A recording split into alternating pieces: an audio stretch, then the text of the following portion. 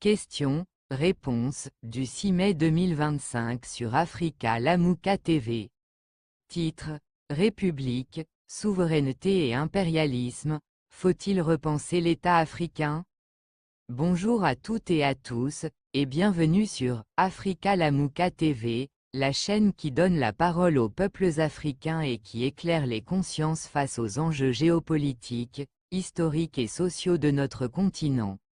Ici, nous ne faisons pas seulement de l'information, nous semons les graines de la libération, du savoir critique, et de l'action transformatrice.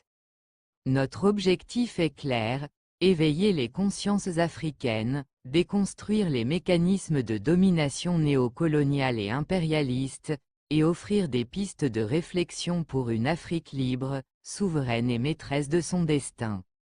Dans l'émission d'aujourd'hui, nous abordons une question fondamentale: la République, en tant que forme d'État importée par l'Occident, est-elle un outil d'asservissement ou un vecteur de souveraineté? Peut-on libérer l'Afrique sans remettre en cause la structure même de l'État moderne hérité de la colonisation? Question du jour: la République est-elle une porte d'entrée de l'impérialisme en Afrique? La réponse: oui, dans de nombreux cas. La République africaine post-coloniale s'est révélée être une façade derrière laquelle s'exercent les intérêts impérialistes. Avant l'arrivée de l'Occident, les sociétés africaines n'étaient pas parfaites, mais elles étaient souveraines. Les rois, les chefs coutumiers, les assemblées communautaires servaient leur peuple selon des logiques endogènes, parfois démocratiques dans les faits, même si le mot n'existait pas encore dans notre vocabulaire.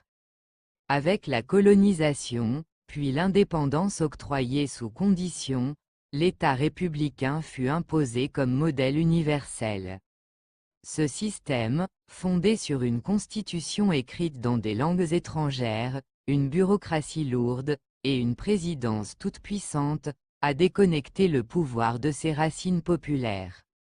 Le président africain moderne, dans cette configuration, est souvent coincé entre les exigences de son peuple et les ordres de l'impérialiste, multinationale, FMI, ancienne puissance coloniale, et, dans la majorité des cas, il choisit de servir l'impérialiste, car c'est lui qui détient les leviers financiers, militaires et diplomatiques. Ainsi, vouloir libérer l'Afrique sans repenser la République elle-même est une illusion. Il faut amorcer une grande révolution populaire, pas seulement contre les élites corrompues, mais aussi contre la structure même de l'État postcolonial, pour reconstruire un modèle authentiquement africain, enraciné dans nos traditions et adapté à notre réalité. Merci chers téléspectateurs d'avoir été avec nous aujourd'hui sur Africa Lamouka TV, que chaque parole entendue soit une étincelle de réflexion, et que chaque réflexion devienne un pas vers la libération de notre continent. Demeurez éveillés, lucides et engagés. À très bientôt pour une nouvelle émission. Africa Lamouka. Le réveil continue. La fièvre africaine. Yeah. Je marchais seul dans la forêt, cherchant réponse que nul ne dit. Sous les arbres, silence me parlait. Le vent murmurait, cherche l'esprit. Mon Afrique est malade, vieux père. D'où vient cette fièvre qui ronge? Ce sont des chaînes invisibles, fils, portées par les présidents soumis.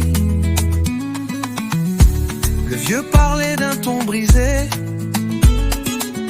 Ses yeux voyaient plus que l'horizon.